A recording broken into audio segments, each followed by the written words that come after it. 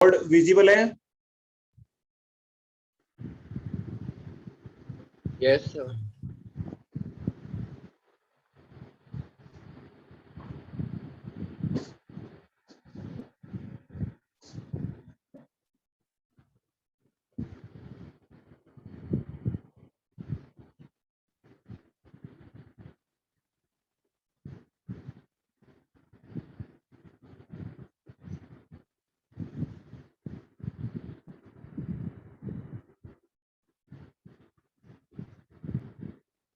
चलो स्टार्ट करते हैं।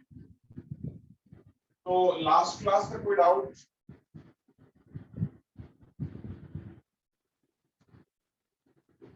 Any doubt in last class? No sir.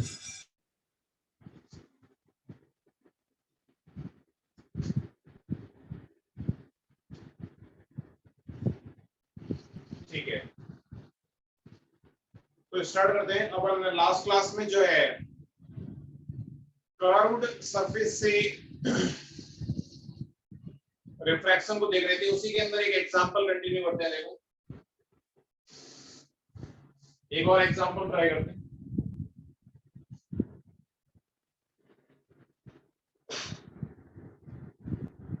हाँ, तो नेक्स्ट एग्जांपल है अपने पास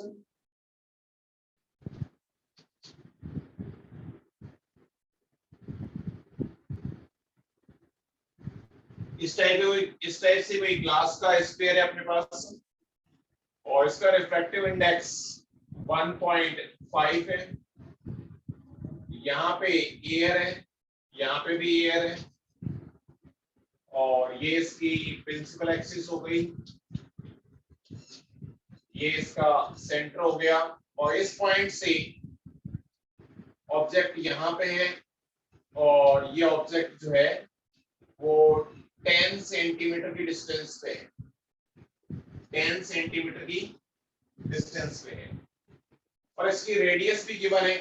रेडियस जो है वो भी 10 सेंटीमीटर, रेडियस भी 10 सेंटीमीटर। तो रेडियस अपने को 10 सेंटीमीटर गिवन है and object is also at 10 centimetre. So we have to find the final position of image या position of final image.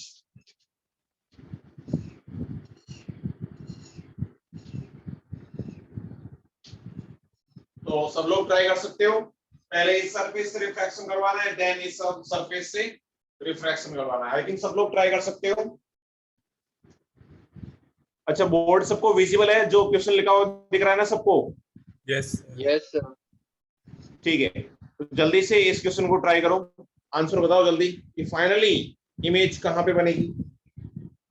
2 minute का टाइम है तुम्हारे पास, दोनों रिफ्रैक्शन के बाद फाइनल बताओ।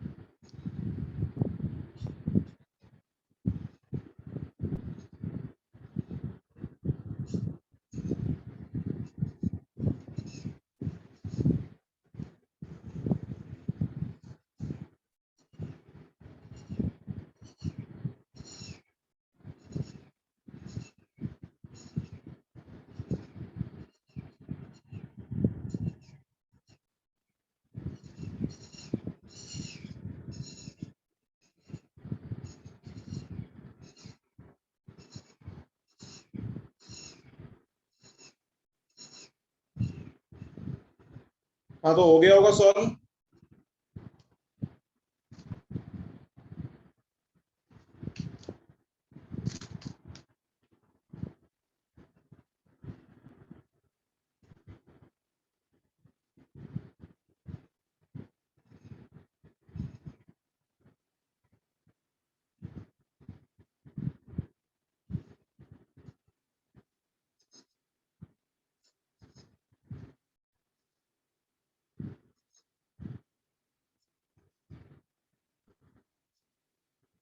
अरे सॉल्व हो गया ना।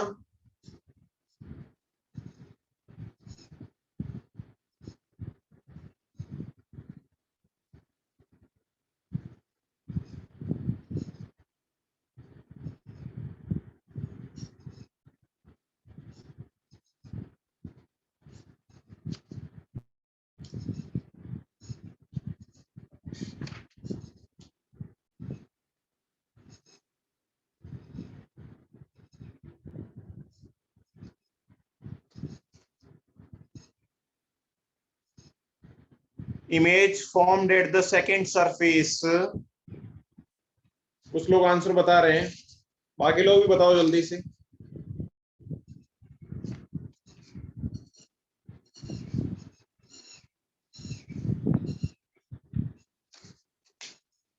जल्दी से बताओ देखो।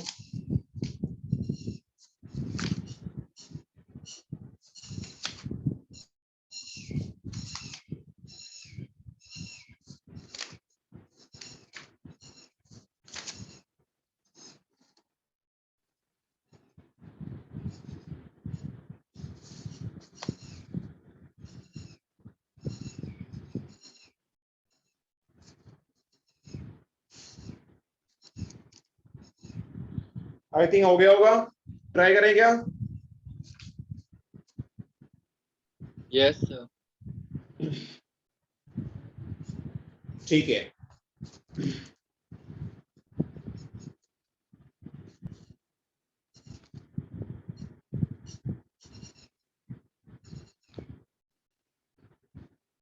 हाँ तो देखो स्टार्ट करते हैं। तो ये अपने लिए जैसे सबसे पहले फॉर फर्स्ट रिफ्रैक्शन की बात करता हूं मैं। तो फर्स्ट रिफ्रैक्शन की अगर बात करोगे तो फर्स्ट रिफ्रैक्शन के लिए ये अपना N1 मीडियम हो जाएगा, इधर से रेज आ रही है, ये N2 मीडियम हो जाएगा, और इस वाली रिफ्रैक्टिंग सरफेस ये जो है अपने लिए पोल का काम करेगा।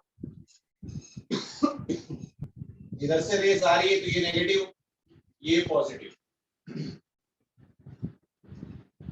तो अपन लगा सकते हैं कि N1 upon u minus N2 upon B equal to क्या होता है बताओ? N1 minus N2 upon R। Am I right? N1 क्या है? एयर 1 अपॉन यू कितना है? -10 माइनस N2 कितना है? 1.5 यानी 3/2।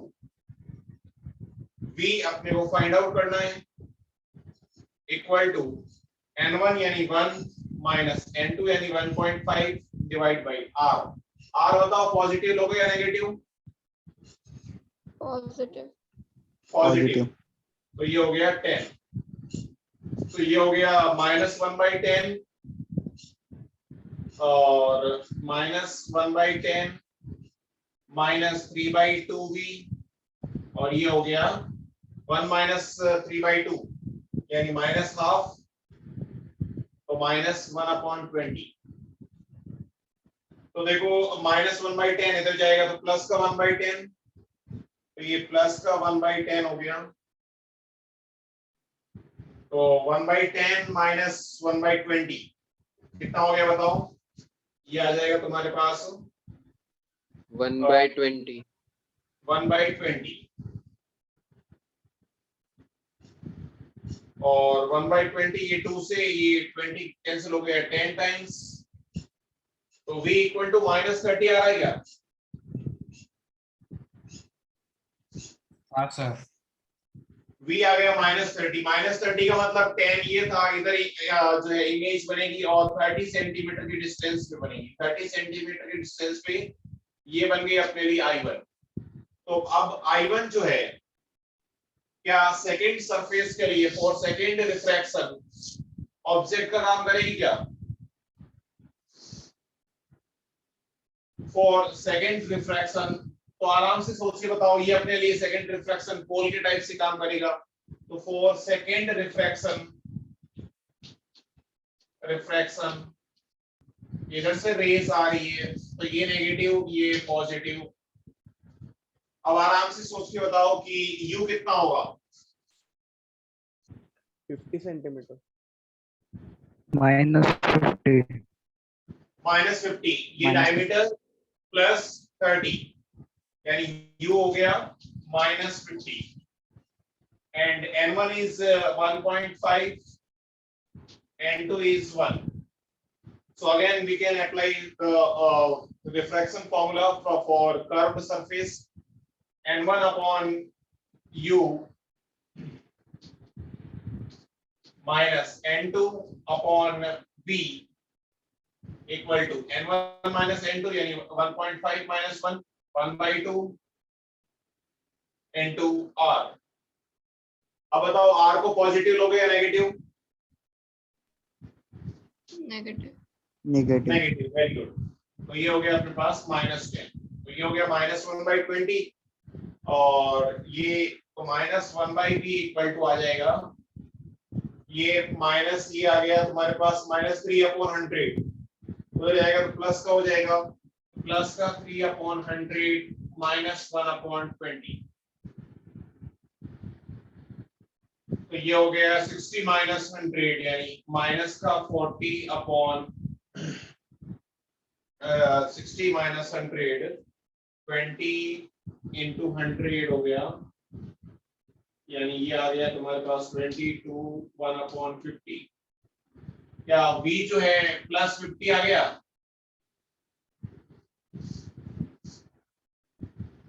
अरे v +50 आ रहा है क्या? Yes, sir. v आ गया अपने पास +50 का मतलब इमेज इधर बनेगी और इस पोल से 50 सेंटीमीटर के डिस्टेंस पे बनेगी, 50 सेंटीमीटर के डिस्टेंस पे, यानी यहाँ पे ये I2 इमेज होगी। तो अगर सेंटर से डिस्टेंस पूछिए तब तो 50 + 10 60 हो जाएगी राइट हैंड साइड में, और ऑब्जेक्ट से डिस्टेंस पूछिए तो हो जाएगी 20 30 और 80 सेंटीमीटर। ऑब्जेक्ट से तो 80 centimetre and from the center it will be 60 centimeter. Is it clear to all of you?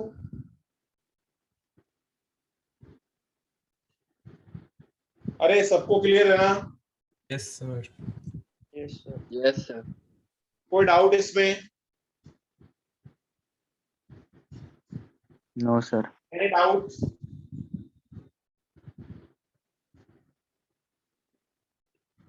अब यही क्वेश्चन वापस से रिपीट करो, नीचे क्वेश्चन लिख लो, repeat this question if object is at 40 centimeter, object is at 40 centimeter from the this surface, यानी ये 10 की जगह 40 है, इंपॉर्टेंट क्वेश्चन है ये, 10 की जगह अगर 40 यूज करें तो इमेज कहां पे बनेगी?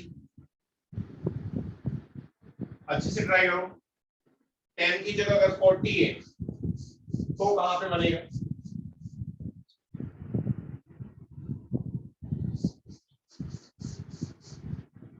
वापस से जल्दी से ट्राई करो।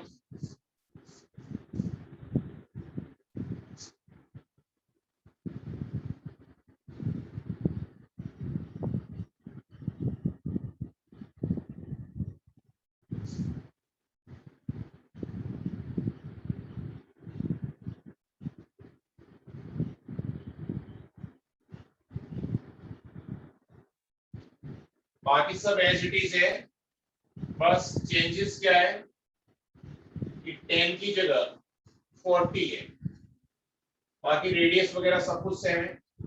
ऑब्जेक्ट जो है वो 40 सेंटीमीटर की डिस्टेंस पे है, तो इस केस में फाइनल इमेज की पोजीशन पता करो जल्दी से।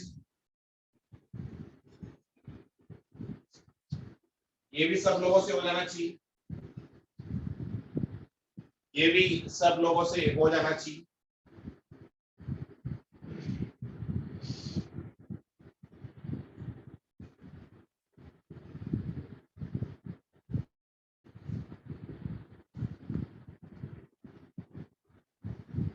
जल्दी से आंसर बताओ मेरे को।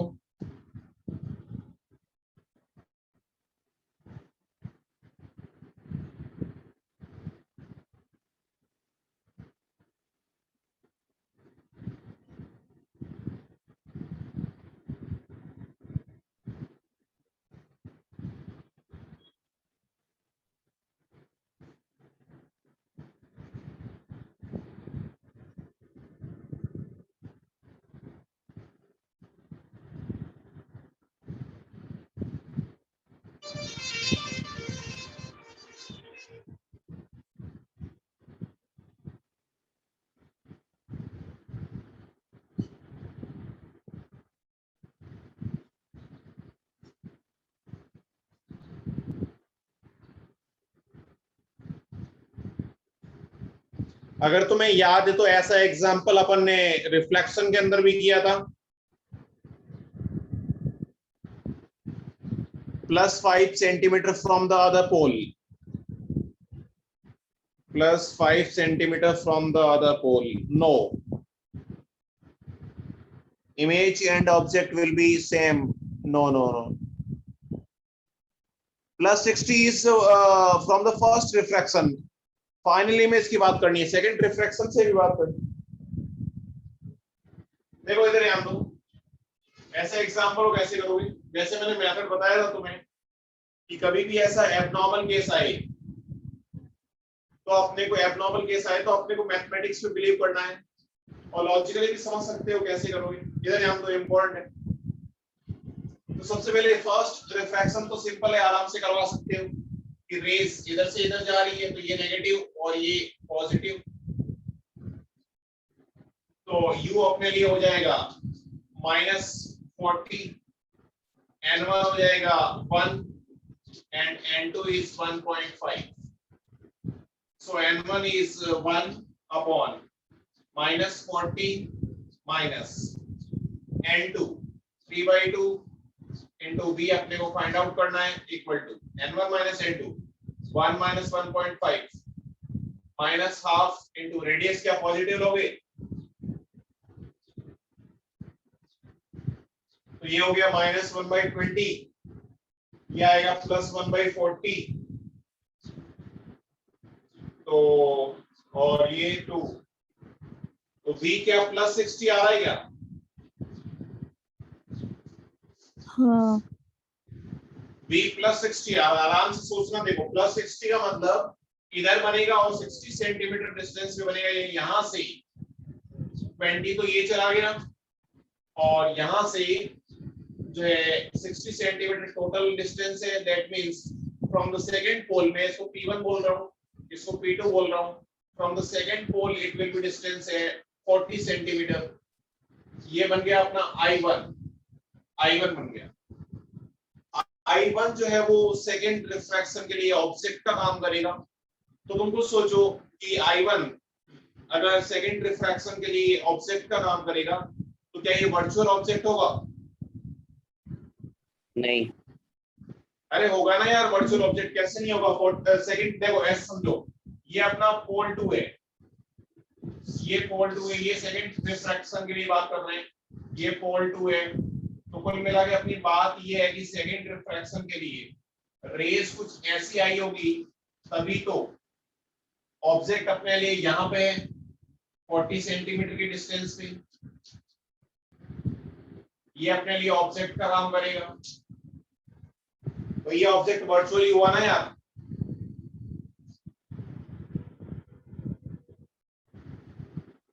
अरे ऑब्जेक्ट क्या होता है? ऑब्जेक्ट जो है intersecting point of incident raise, तो अगर ऑब्जेक्ट इधर होता तब तो इंसिडेंट रेज ऐसे आती, लेकिन ऑब्जेक्ट उधर है तो इंसिडेंट रेज ऐसे आएगी, तभी तो ऑब्जेक्ट उधर वर्चुअली उधर बनेगा, उसको रेज को एक्सटेंड करके। यस तो ऑब्जेक्ट काइंड ऑफ वर्चुअल होगा। तो एक्चुअली अपने को ऐसे ही मानना है कि ऑब्जेक्ट यहाँ पे रेस यहाँ पे इंटरसेक्ट होने वाली थी, फर्स्ट रिफ्रैक्शन से यहाँ पे इमेज बनने वाला था, लेकिन बनने से पहले ही सेकेंड रिफ्रैक्टिंग सरफेस मिल गई इसको, तो पहले इससे रिफ्रैक्शन होगा, उसके बाद फाइनल इमेज बनेगी। तो अपने लिए तो बस मैथमेटिकली ऑब्जेक्ट यहाँ पे है जो कि 40 सेंटीमीटर डिस्टेंस पे, तो रेज ऐसे आ रही है, तो ये माइनस ये प्लस, तो यू कितना होगा बताओ, क्या प्लस 40 हो जाएगा? ऐसा तुम्हें याद है तो मैंने है ना refraction from the plane surface के अंदर एक एग्जांपल बताया था।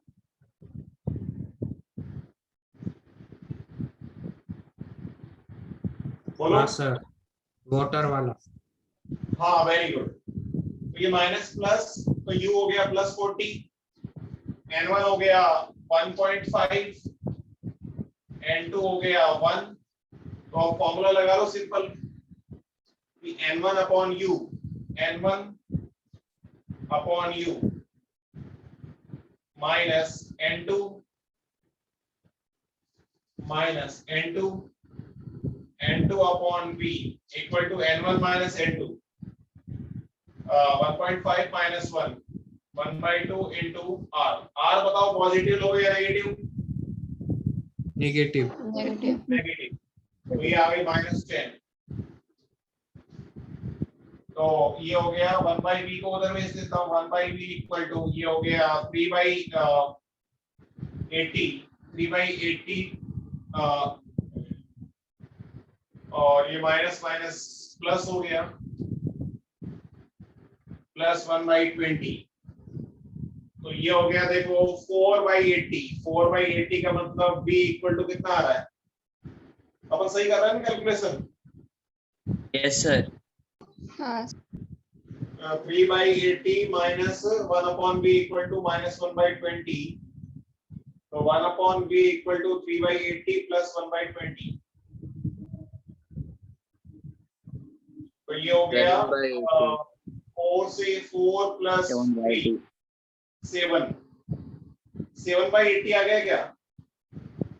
हाँ 7/80 यानी v इक्वल टू आ गया plus 80/7 centimetre, plus 80/7 centimetre, plus का मतलब इधर बनेगा 80/7 सेंटीमीटर।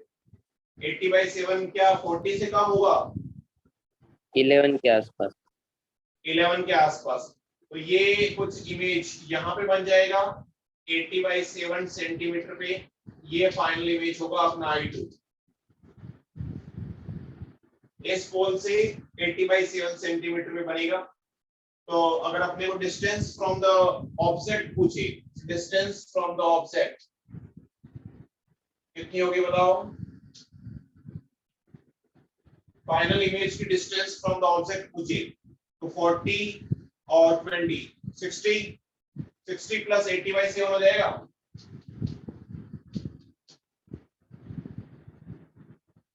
हाँ सर। तो ऐसे एग्जांपल ट्राई कर सकते हो ना, कोई डाउट हो तो बताओ।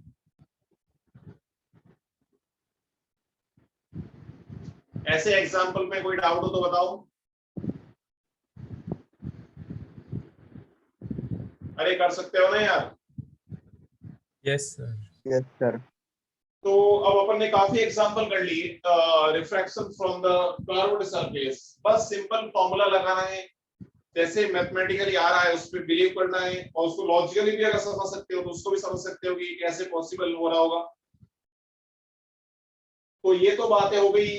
अगर अपने पास फर्स्ट रिफ्रैक्टिंग सरफेस और सेकंड रिफ्रैक्टिंग सरफेस के बीच में काफी गैप है, तो उनको अपने को अलग अलग टाइप से रिफ्रैक्शन करवाना है।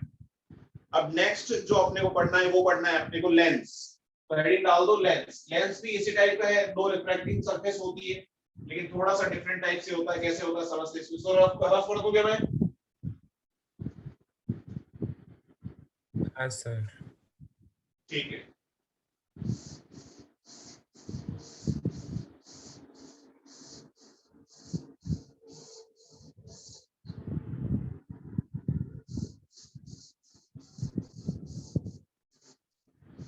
तो इम्पोर्टेंट है, देखो लेंस को स्टार्ट करते हैं अपन।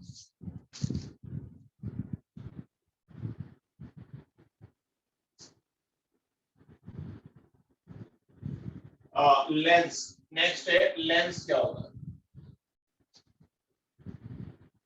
लेंस भी रिफ्रैक्टिंग सरफेस ही होती है बस। अब लेंस जो है, थिक लेंस को तो अपन ऑलरेडी पढ़ चुके हैं। थिक लेंस या थिन लेंस की बात करेंगे। या तो लेंस जो है वो थिक लेंस होगा या थिन लेंस होगा, यानी पतला और मोटा लेंस अगर होगा। जैसे अगर थिक लेंस है, थिक लेंस का मतलब इस टाइप से दो रिफ्रैक्टिंग सरफेस के बीच में काफी गैप है। तो इस केस को तो अपन ऑलरेडी पढ़ चुके हैं। इस केस में रिफ्रैक्शन कैसे करवाएंगे? डिफरेंट अप्लाई डिफरेंट, या फिर ऐसे लिख लेता हूं मैं, form image from both the surface, form image from the both surface separately.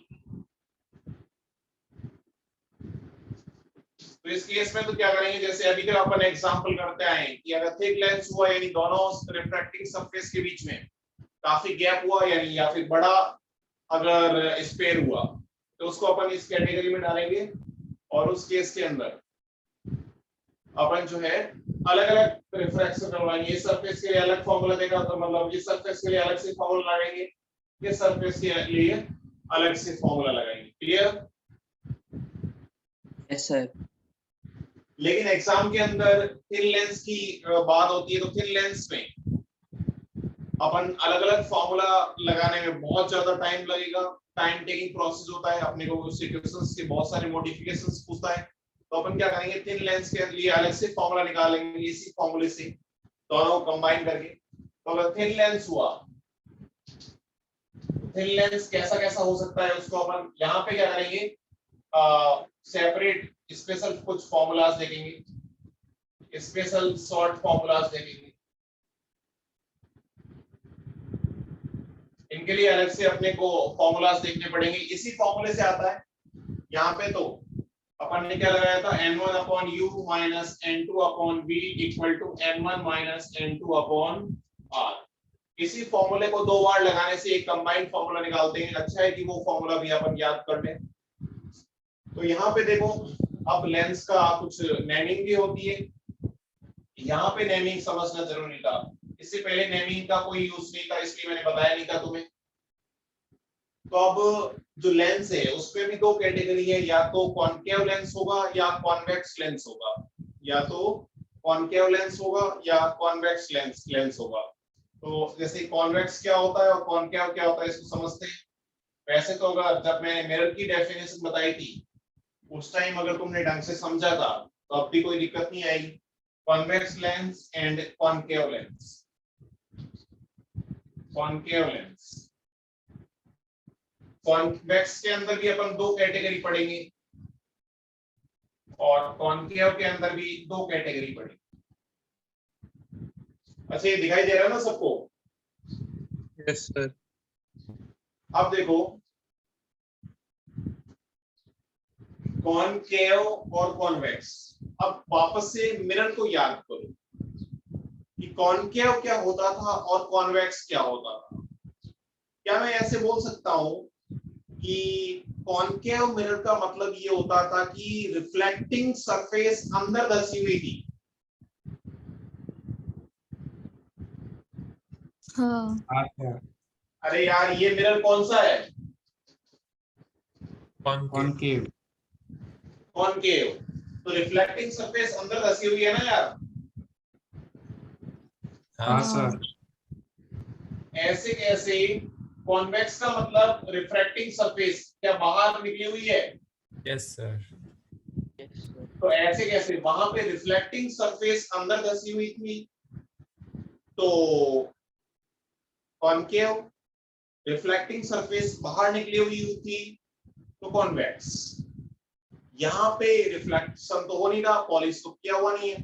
तो जो रिफ्रैक्टिंग सरफेस है, रिफ्रैक्टिंग सरफेस अगर बाहर निकली हुई है, रिफ्लेक्टिंग सरफेस अगर बाहर निकली हुई है तो उसको क्या बोलोगे बताओ? कॉन्वेक्स। कॉन्वेक्स। रिफ्लेक्टिंग सरफेस बाहर निकली हुई है, तो बाहर निकली हुई है तो उसके दो तरीके हो सकते हैं। एक तो दोनों रिफ्लेक्टिंग सरफेस जैसे इस टाइप की ले लो, समझते क्या? ये दोनों रिफ्लेक्टिंग सरफेस बाहर निकली हुई है ना यार। Yes sir. या फिर एक तरफ तो सिंपल प्लेन ले लो और एक तरफ रिफ्लेक्टिंग सरफेस बाहर निकली हुई हो। या फिर ज्यादा अच्छा है, इसको मैं ऐसे बना लेता हूं ताकि समझने में दिक्कत नहीं आए। ये देखो रिफ्लेक्टिंग सरफेस बाहर निकली हुई है, समझे क्या? इसको ऐसे बनाऊं या ऐसे बनाऊं कोई डिफरेंस नहीं है। अच्छा, थिन लेंस का मतलब क्या है? थिन लेंस का मतलब दोनों रिफ्लेक्टिंग सरफेस के बीच में डिस्टेंस बहुत कम है। दोनों रिफ्लेक्टिंग सरफेस के बीच में डिस्टेंस बहुत कम है। तो देखो दोनों को मैंने बहुत नजदीक रख लिया, तो इसका तो स्पेयर कुछ ऐसा बनेगा, इसका स्पेयर कुछ ऐसा बनेगा। तो अपने को उससे मतलब नहीं है, दोनों जो ट्रांसपेरेंट ग्लास है छोटे छोटे से, उनको अपन ने मिला दिया है। अच्छा, इसको मैं क्या, ये कॉन्वेक्स, ये दोनों कॉन्वेक्स है, ये तो पहचान लोगे ना? Yes sir. Yes sir.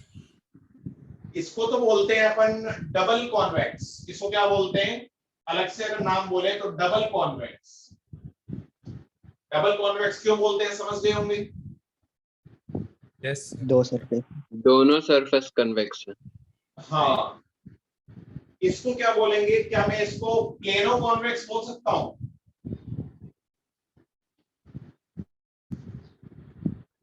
Plano convex का मतलब एक सरफेस तो प्लेन है और एक सरफेस कॉन्वेक्स है,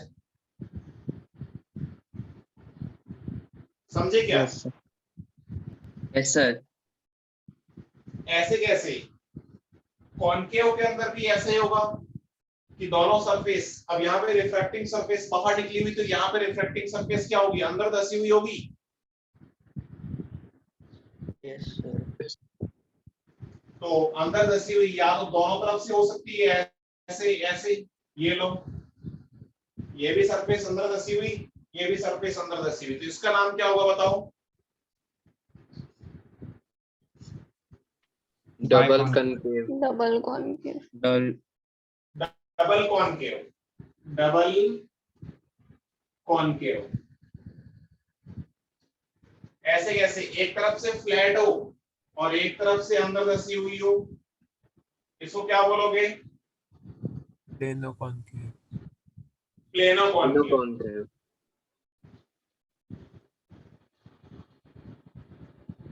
तो आई थिंक तुम आराम से कॉनकेव और कॉन्वेक्स को समझ सकते हो क्या? Yes sir. Yes sir. अच्छा, कभी कभी वो, ये तो स्टैंडर्ड केसेस हो गई, कभी कभी वो क्वेश्चन के अंदर तुम्हें और भी डिफरेंट टाइप का थिन लेंस दे सकता है कि एक सरफेस उसकी ऐसे अंदर धसी हुई दे दे और एक सरफेस बाहर निकली हुई दे दे। इसको क्या बोलोगे? Concave convex. क्या ये कौन एक, अच्छा पहले तो ये समझो, मेरे को बताओ ये सरफेस कौन सी है? कॉन्केव। कॉन्केव। ये सरफेस है कॉनकेव। ये सरफेस कौन सी है? कॉन्वेक्स। कॉन्वेक्स, क्योंकि अंदर ये देखो, ये अंदर धसी हुई है रिफ्रैक्टिंग सरफेस, ये रिफ्रैक्टिंग सरफेस बाहर निकली हुई, ये कॉन्वेक्स है। तो इसको कुछ लोग कॉनकेव कॉन्वेक्स भी बोलते हैं, या फिर ये इसको डाइवर्जिंग, इसको कभी कभी इस टर्म में बोल देते हैं, ये डाइवर्जिंग है या कन्वर्जिंग है। तो वो तो डिपेंड करेगा कि कौन सी सरफेस का रिफ्रैक्शन किस टाइप से आ रहा है। अगर ओनली फॉर दो कॉन्वेक्स मिरर है या ओनली फॉर दो कॉनकेव मिरर है या एक कॉनकेव है एक कॉन्वेक्स है, तब तो मैं बता सकता हूँ कि वो डाइवर्जिंग होगा या कन्वर्जिंग होगा।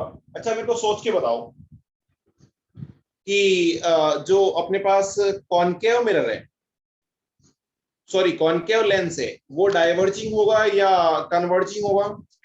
डाइवर्जिंग। डाइवर्जिंग। डाइवर्जिंग होगा या कन्वर्जिंग होगा? Diverging. डाइवर्जिंग। आराम से सोच के बताओ। सर कॉनकेव कन्वर्जिंग और कॉन्वेक्स डाइवर्जिंग। कॉनकेव क्या होगा? डाइवर्जिंग। डाइवर्जिंग। डाइवर्जिंग। Diverging. हाँ, तो कॉनकेव सबको पता होना चाहिए। कॉनकेव अपन देख लेंगे वैसे एग्जांपल में वापस से, बट कॉनकेव जो होता है वो तो डाइवर्जिंग होता है, और कॉन्वेक्स क्या होता है?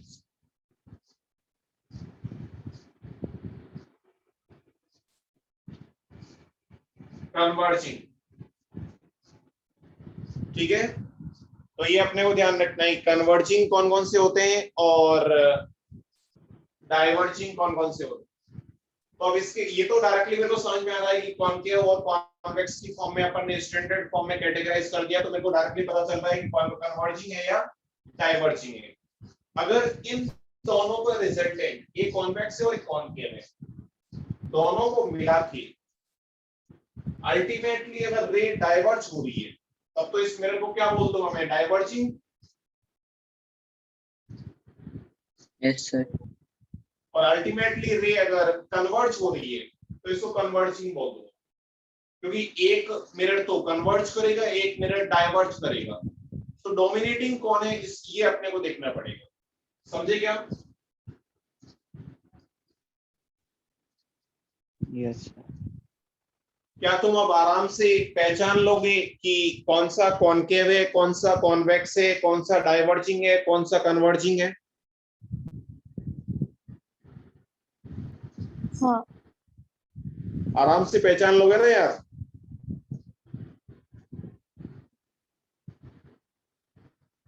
हाँ. अरे कोई दिक्कत?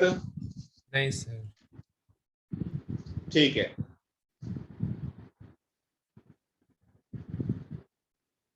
चलो। तो अब अपन इससे आगे ध्यान रखना, हमेशा जो भी बात करेंगे वो ओनली फॉर जो है थिन लेंस की ही बात करेंगे। इसको मैं रफ कर दूं क्या? हाँ यस सर। तो इससे आगे जो भी अपन बातें करेंगे, जो भी शॉर्ट फॉर्मूलाज देखेंगे, वो हमेशा थिन लेंस के लिए ही देखेंगे। तो नेक्स्ट हेडिंग डाल दो, स्टडी ऑफ थिन लेंस। इसको रफ कर रहा हूं मैं।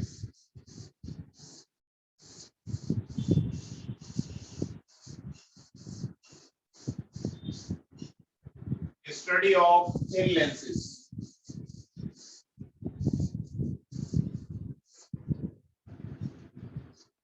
Study of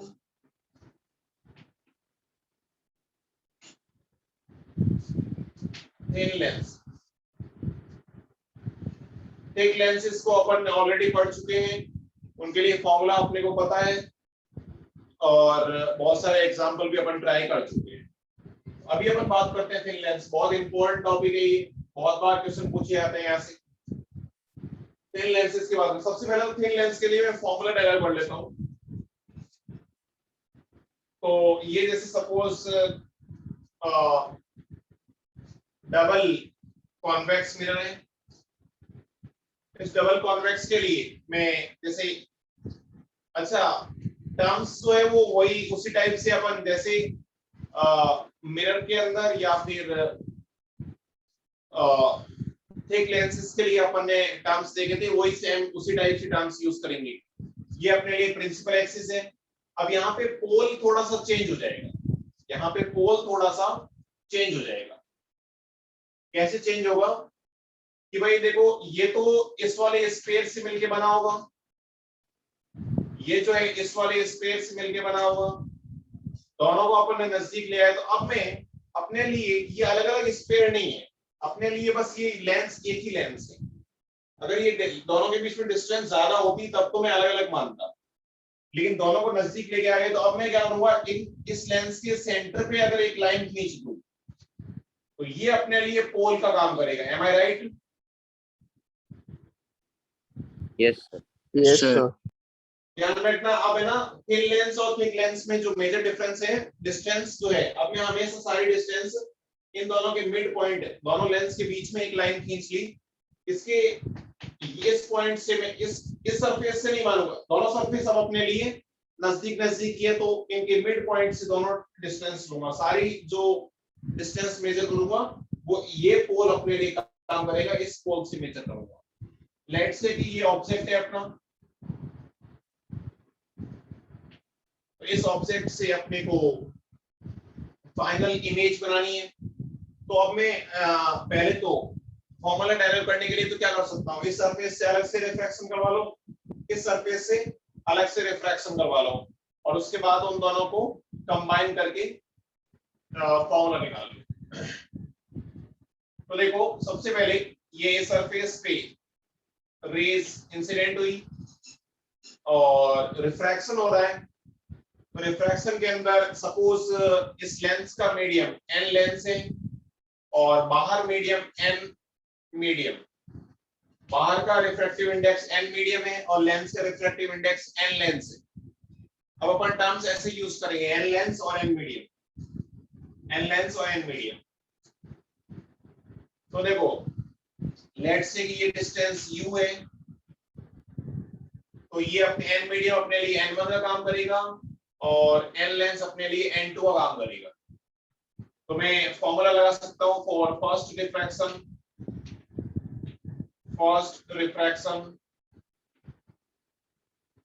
n1 upon u, यानी n medium upon u, u वैसे साइन के साथ लोगे तो माइनस u लेना पड़ेगा, minus n medium n lens अब n2 n lens upon v equal to n1 minus n2 upon r। ये इसको मैं v1 बोल देता हूं, फर्स्ट इमेज जो बनेगी। अच्छा तुम सोच के बताओ कि फर्स्ट वाली इमेज इन लेंस के इधर बनेगी या इन लेंस के इधर बनेगी। मैं ये बता देता हूं जो लेंस का मीडियम है वो डेंसर मीडियम है, दूसरे साइड किस तरफ, राइट ऑब्जेक्ट की तरफ या opposite side? Opposite Opposite side. आराम से सोच के बताओ।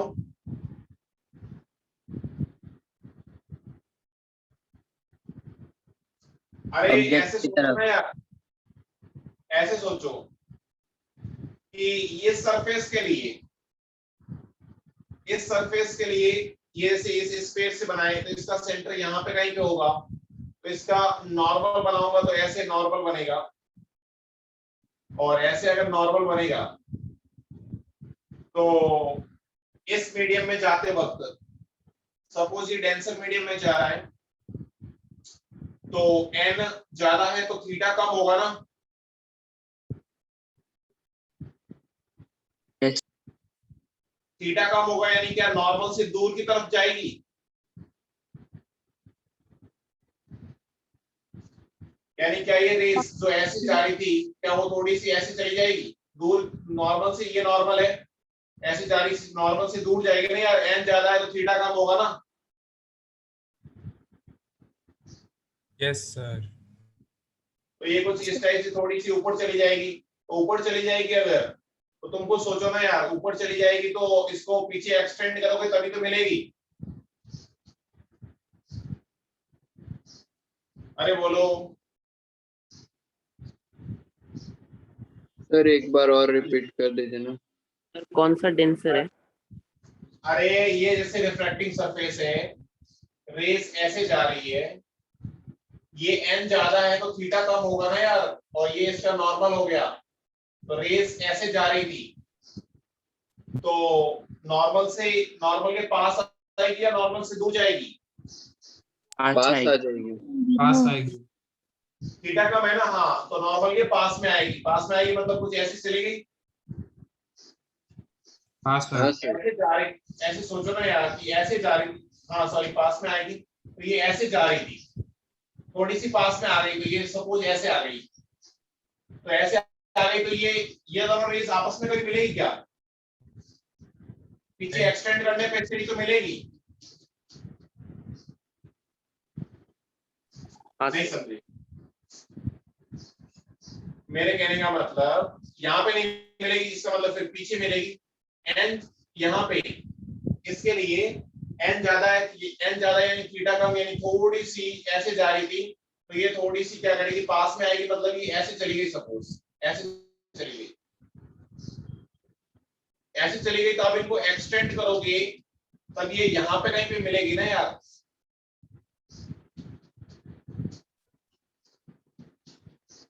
समझे क्या?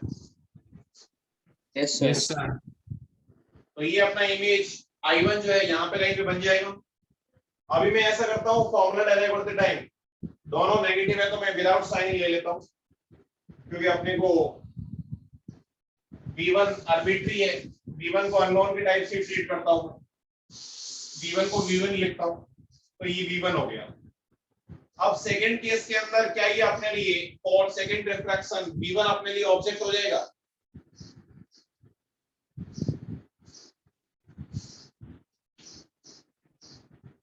फॉर सेकंड रिफ्रैक्शन क्या I1 अपने लिए ऑब्जेक्ट का काम करेगा? अरे बोलो, हाँ सर। क्या I1 अपने लिए ऑब्जेक्ट का काम करेगा?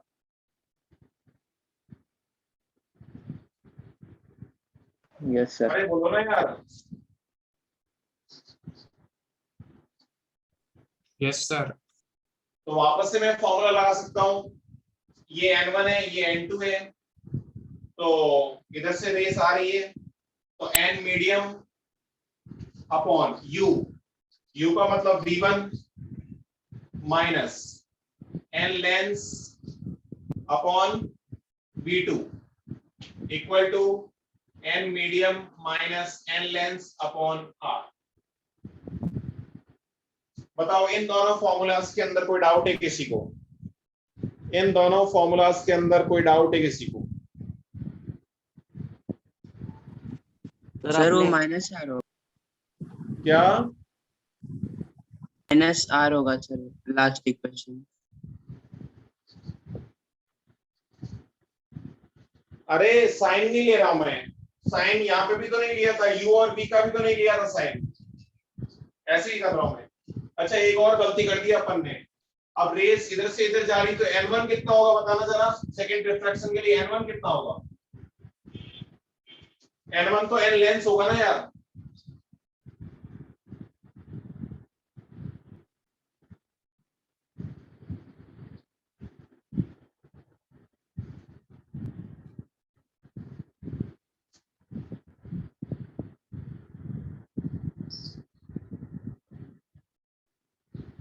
अब आराम से समझ लो, ये दोनों फॉर्मूले अपन ने सही लगाए या गलत लगाए? फॉर्मूले दिख तो रहे ना सबको कैसे लगाए अपन ने? ये विजिबल है या मैं ऊपर लिखूं थोड़ा सेकंड वाला? Visible है sir. विजिबल है सर। ठीक है, तो इन दोनों के अंदर कोई डाउट हो तो बताओ।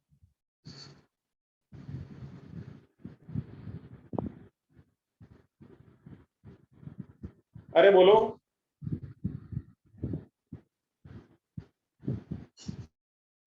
कोई डाउट है क्या? No sir. अब मैं क्या करता हूं, अपन करना क्या चाह रहे हैं कि बार बार एग्जाम के अंदर ये दोनों फॉर्मूले अपने को लगाने की जरूरत नहीं पड़े, इसलिए इन दोनों कॉमन V1 को एलिमिनेट करके फाइनल में इमेज बना लेता हूं ऑब्जेक्ट, और फाइनल इमेज की पोजीशन के अंदर रिलेशन निकाल लेता हूं इस पोल से। तो एलिमिनेट कर लेता हूं, इसको इक्वेशन 1 बोल देता हूं, इसको 2 बोल देता हूं, बाय 1 एंड 2 बाय 1 एंड 2। अगर V1 को एलिमिनेट करोगे, V1 की वैल्यू यहां से निकाल के यहां पे पुट करोगे, तो अपने पास जो फॉर्मूला आता है मैं डायरेक्टली लिख रहा हूं, 1 upon V, 1 upon V, V किसको बोल रहा हूं मैं? फाइनल V2 को, फाइनल इमेज को, 1 upon V minus 1 upon U equal to N lens upon N medium minus 1 into 1 upon R1 minus 1 upon R2। 1/r1 minus 1/r2। अभी तो अपन ने जो है r1 r2 सेम लिया था कि दोनों का जो है वो रेडियस सेम है, बट डिफरेंट भी हो सकता है। ये r1 है और ये r2 है, डिफरेंट हुआ तब भी ये फॉर्मूला लगा सकते हो। तो यहाँ पे जैसे ये r1 है और ये r2 है, तो 1/v minus 1/u equal to n lengths upon n medium minus 1 into 1/r1 minus 1/r2। ये for thin lens, thin lens. v क्या है? Distance of final image, distance of final image from पोल।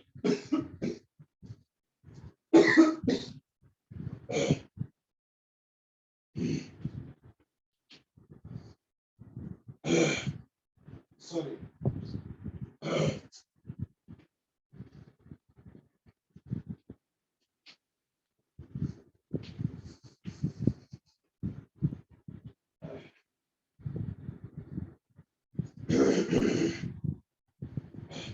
अच्छा ध्यान रखना एक और बात, ये फॉर्मूला क्या मैं तभी अप्लाई करूंगा जब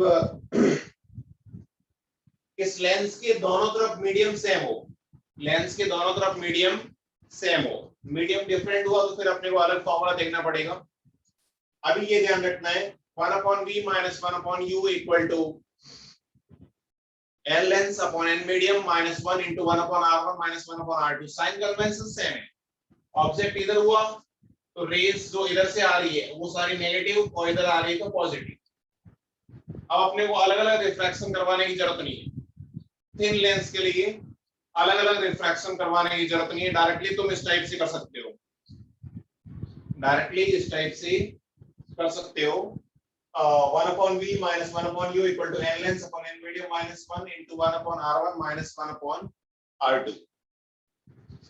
फॉर्मूला याद रहेगा सबको?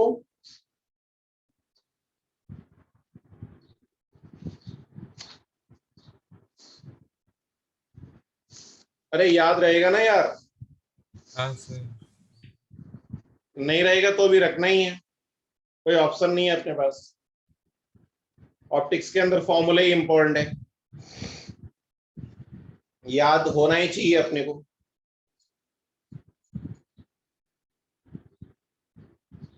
ठीक है,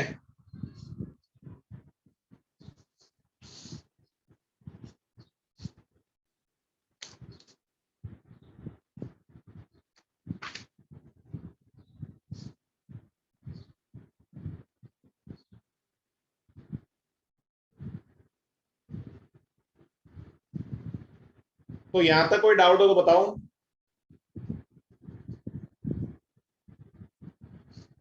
यहां तक कोई डाउट? No. कोई डाउट नहीं है?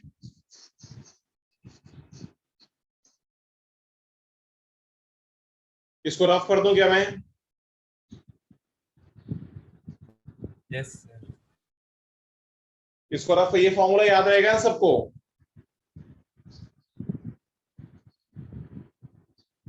हाँ सर। हाँ तो देखो, अब अपन है ना थिन लेंस के लिए, थिन लेंस के लिए कुछ बेसिक टर्मिनोलॉजी देख लेते हैं, किस टाइप से अपन फॉर्मूला अप्लाई करेंगे या फोकस क्या होता है, वो सारी बातें। उसके बाद अपन फॉर्मूलाज के बारे में और डिटेल में पढ़ेंगे।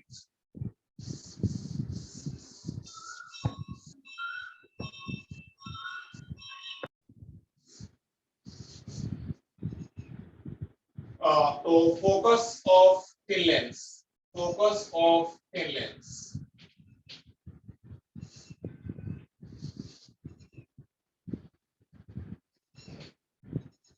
तो अब तो काफी तुम ऑप्टिक्स पढ़ चुके हो, बार बार समझाने की जरूरत नहीं होनी चाहिए। फोकस क्या होता है बताना जरा।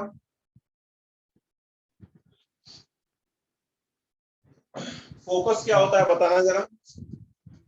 Point where parallel rays meet. क्या? जब इंसिडेंट रेस पैरेलल होती है तो रिफ्रैक्शन के बाद जिस पॉइंट पे सब मिलती है उसे फोकस। हाँ, तो पैरेलल रेस जहां पे मिलती है या मिलती हुई अपीयर होती है उसी पॉइंट को क्या बोलते हैं? Focus. A point where parallel rays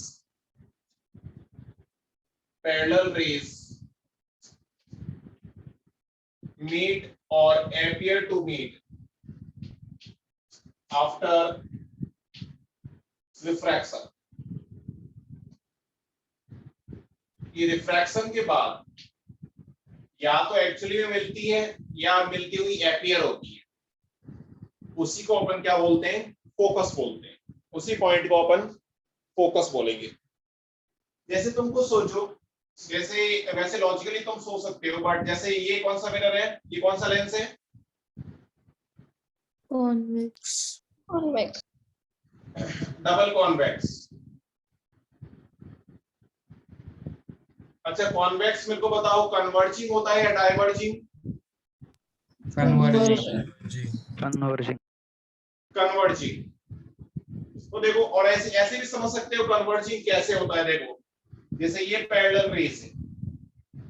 अच्छा, अब ये पोल है अपने लिए। पोल पे तो कोई रे अगर आएगी तो वो सीधी की सीधी निकल जाएगी। अब अपने को सारे कॉन्सेप्ट वैसे ही लगाने हैं। पोल पे तो कोई रे इंसिडेंट करेगी तो वो सीधी की सीधी निकल जाएगी। अब अगर ये पैरेलल रेस आई, अब है ना, अपन इस लाइन के रेस्पेक्ट में ही करवाएंगे रिफ्लेक्शन। अब अलग अलग सरफेस नहीं मानेंगे। तो अब ये रेस ऐसे आएगी, और ऐसे अगर तुम्हें लॉजिकली करना है तो ऐसे कर सकते हो। देखो, ये रेस आई फर्स्ट केस के अंदर, ये जो है ये इसका नॉर्मल हो गया पहले वाली सरफेस का। तो इसके लिए ये रे ऐसे जा रही थी, इस मीडियम का n ज्यादा है। सपोज अभी अपन लेंस को डेंसर मीडियम में ले रहे हैं, n ज्यादा है। n ज्यादा है तो थीटा कम होगा, यानी ये नॉर्मल की तरफ डेविएट होगी, मतलब ये ऐसे हो जाएगी। अब इसका नॉर्मल ये ऐसे है। अब n इस मीडियम का n कम है तो थीटा ज्यादा होगा। थीटा ज्यादा होगा मतलब ये ऐसे जा रही थी। तो एक्चुअली नॉर्मल से n कम है, थीटा ज्यादा होगा, मतलब नॉर्मल के पास आएगी, सॉरी दूर जाएगी। नॉर्मल से अगर दूर जाएगी तो कुछ इस टाइप से चली जाएगी। तो क्या एक्चुअली ये समेट रहा है रेस को? Yes sir. लेकिन अब है ना, अपन ऐसे अलग अलग सोचेंगे नहीं, अपन अब डायरेक्टली पता होना चाहिए अपने कि अगर नॉर्मल केस है, नॉर्मल केस का मतलब कि अगर ये जो है वो रेयर मीडियम है और ये जो मीडियम है वो डेंसर मीडियम है, लेंस का मीडियम डेंसर मीडियम है, तो जो कॉन्वेक्स है ये कन्वर्ज करेगा। मतलब पैरेलल रेज सपोज अगर यहाँ पे मिल रही है तो इस पॉइंट को मैं क्या बोल दूंगा बताओ? फोकस बोल दूंगा। बोलो। Yes sir. Yes sir. कोई डाउट?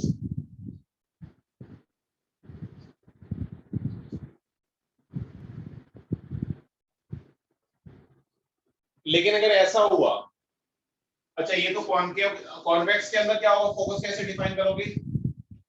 कि अब भी अपन इसको डेंसर मीडियम ले रहे हैं और ये रेयर मीडियम है, तो यहाँ पे ये बताओ ये कौन सा हो गया? डबल कॉनकेव हो गया क्या?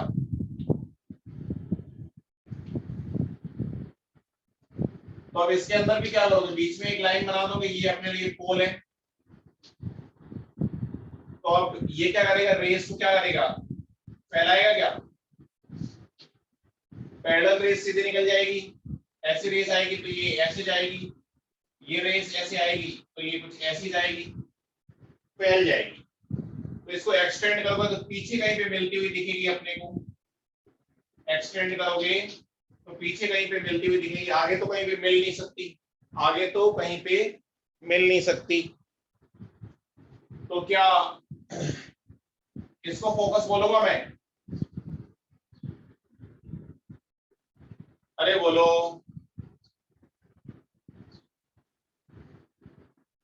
अरे बोलो ना यार। Yes, sir. Yes, sir. और फोकस और पोल के बीच में जो डिस्टेंस है इसको क्या बोलोगे बताओ? Focal Focal length. distance. Focal length small F. ऐसे कैसे यहाँ पे भी फोकस और पोल के बीच में distance focal length small F. अब साइन भी मैं यहाँ पे ही सीख लेता हूँ, मेरे को आराम से सोच के बताओ। जैसे कॉन्वेक्स और कॉनकेव के लिए मैंने मिरर के लिए बताया था मैंने तुम्हें कि किसकी फोकल लेंथ पॉजिटिव होती है, किसकी फोकल लेंथ नेगेटिव होती है। ऐसे कैसे यहाँ पे बताओ कॉन्वेक्स मिरर की फोकल लेंथ पॉजिटिव होगी या नेगेटिव होगी? Positive. पॉजिटिव। Positive. आराम से सोच के बताओ। पॉजिटिव। इधर से रेस आ रही है तो ये नेगेटिव, ये पॉजिटिव, और ये फोकल लेंथ है, तो focal length of convex lens हमेशा क्या लेंगे अपन? Positive. Focal length of concave क्या लोगे? नेगेटिव, क्योंकि इधर से रेस आ रही है तो ये नेगेटिव और ये पॉजिटिव, इसका फोकस इधर होता है। लेकिन मिरर के अंदर जैसे ये रेस है, ये अपना कॉनकेव मिरर है, ऐसे रेस आ रही थी तो ये इस इंसिडेंट रे ये अपने पास ऐसे ये समेटता था, ये फोकस पॉजिटिव होती थी। तो क्या मिरर से उल्टे रिजल्ट आ रहे हैं क्या? अच्छा, मिरर के अंदर कॉनकेव की फोकल लेंथ पॉजिटिव लेते हैं या negative? Negative. Negative. Negative. Sign ही तो आ रहा है, फिर तो सैन ही आ रहा है।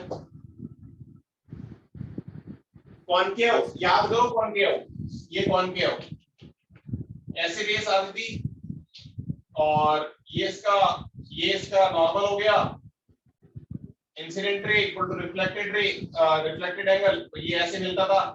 यहाँ ये फोकल लेंथ हो गई, मतलब ये नेगेटिव ये पॉजिटिव, मतलब कॉनकेव की फोकल लेंथ क्या लेते थे? नेगेटिव लेते थे। यहाँ पे भी तो कॉनकेव की फोकल लेंथ नेगेटिव है। Yes, sir.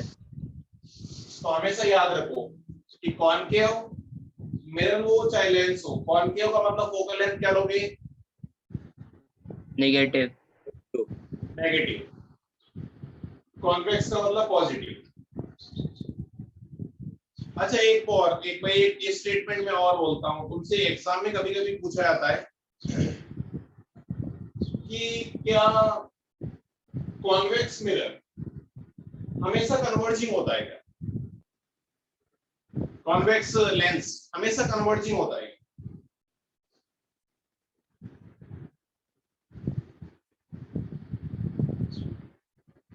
Yes, sir. हाँ। नहीं होता। नॉर्मल कंडीशन के अंदर कॉन्वेक्स जो है वो कन्वर्जिंग होता है, नॉर्मल कंडीशन के अंदर कॉनकेव डाइवर्जिंग होता है। नॉर्मल का मतलब है कि अगर लेंस डेंसर मीडियम में है और बाहर का मीडियम रेयरर है, लेकिन अगर बाहर के मीडियम को डेंसर लूंगा तो क्या डिफ्लेक्शन ऑपोजिट हो जाएगा? हाँ सर। हाँ अरे सर। अंदर का मीडियम अगर मैं रेयरर ले लूंगा, अंदर का मीडियम रेयरर है और बाहर का मीडियम डेंसर है, तो अब जैसे n कम थीटा ज्यादा, जैसे अपन थीटा पहले आ रहा था, अब थीटा उल्टा आना शुरू हो जाएगा।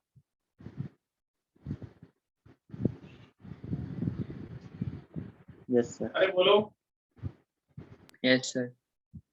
उल्टा आना शुरू हो जाएगा, मतलब डाइवर्जिंग जो है वो कन्वर्जिंग बन जाएगा और जो कन्वर्जिंग है वो डाइवर्जिंग बन जाएगा। हाँ सर।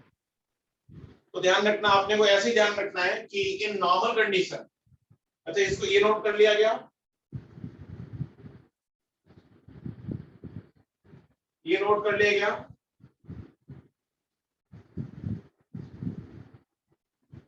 अरे ये नोट कर लिया ना यार। Yes, sir. हाँ सर। तो ये लिख लेना, इन नॉर्मल कंडीशन, ये लिख लो, in normal condition. Normal condition का मतलब है कि n lens is greater than n medium. In normal condition convex जो होता है ये तो कन्वर्जिंग होता है, कॉन्वेक्स लेंस तो कन्वर्जिंग होता है, और कॉनकेव डाइवर्जिंग होता है। इन एबनॉर्मल केस, इसको एबनॉर्मल ही बोलूंगा मैं, एबनॉर्मल कंडीशन। एबनॉर्मल कंडीशन का मतलब n lens is less than n medium, lens जो है वो रेयर मीडियम में, तो फिर उल्टा हो जाएगा कि कॉन्वेक्स लेंस जो है वो तो क्या हो जाएगा, diverging, and concave mirror lens क्या होगा, converging. Is it clear to all of you? Yes, sir.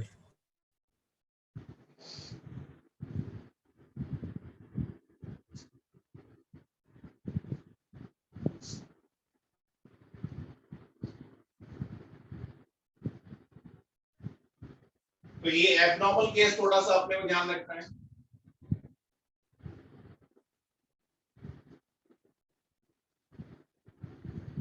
अच्छा फिर सोचिए, बताओ आराम से, अगर एबनॉर्मल केस हुआ तो क्या फोकल लेंथ का साइन भी ऑपोजिट हो जाएगा? Yes, sir. Yes, sir. भाई फोकस जैसे जो डाइवर्जिंग है वो कन्वर्जिंग बना तो फोकस उल्टा बनना शुरू हो जाएगा ना। हाँ सर। Yes, sir. तो फिर कॉन्वेक्स के लिए फोकल लेंथ क्या लोगे एबनॉर्मल केस में? Negative. नेगेटिव, और कॉनकेव के लिए पॉजिटिव। लेकिन इसको इसलिए मैं एबनॉर्मल बोल रहा हूँ, हमेशा ध्यान रखना, जैसे ही लेंस का मीडियम रेयर हो, समझ जाना है अपने को कि सब कुछ उल्टा हो जाएगा। अब जो कॉन्वेक्स जो है, जो डाइवर्जिंग था वो कन्वर्जिंग बन जाएगा, कॉनकेव की जो फोकल लेंथ नेगेटिव लेते थे आप पॉजिटिव लेंगे। समझ रहे क्या?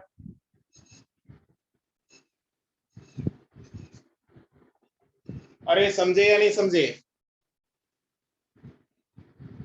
समझे सर। ठीक है, तो कोई स्टेटमेंट बोले कि concave mirror is always diverging mirror, sorry concave lens is always diverging lens, is it correct? No, no sir. ये करेक्ट, ऑलवेज करेक्ट नहीं होगा, ओनली फॉर नॉर्मल कंडीशन के अंदर करेक्ट होगा। M I right? सर पर वो Yes, sir. फॉर्मूले वो क्या? अप्लाई रहेगी ना, वो फॉर्मूले क्या अप्लाई बोल रहे हो? रहेंगे ना, वो हमने पीछे फॉर्मूला डिराइव किया था, वो अप्लाई रहेगा ना उसके लिए, एबनॉर्मल कंडीशन के लिए। क्या बोल रहे हो, समझ नहीं आ रहा, वापस से बोलो। सर हमने जो पीछे जो फॉर्मूला डिराइव किया था थिन लेंस के लिए, वो उसके लिए अप्लाइड रहेगा ना एबनॉर्मल कंडीशन के लिए। सबके लिए अप्लाइड होगा, सबके लिए अप्लाइड होगा, बस साइन अपने को सही से रखने, साइन की वैल्यू सही से रखने, सबके लिए अप्लाइड होगा। ओके,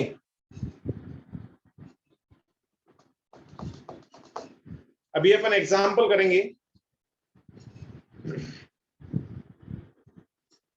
समझ रहे क्या? Yes sir. तो यहां तक कोई डाउट किसी को? No, sir. ठीक है, नेक्स्ट क्लास के अंदर यहीं से अपन कंटिन्यू करते हैं।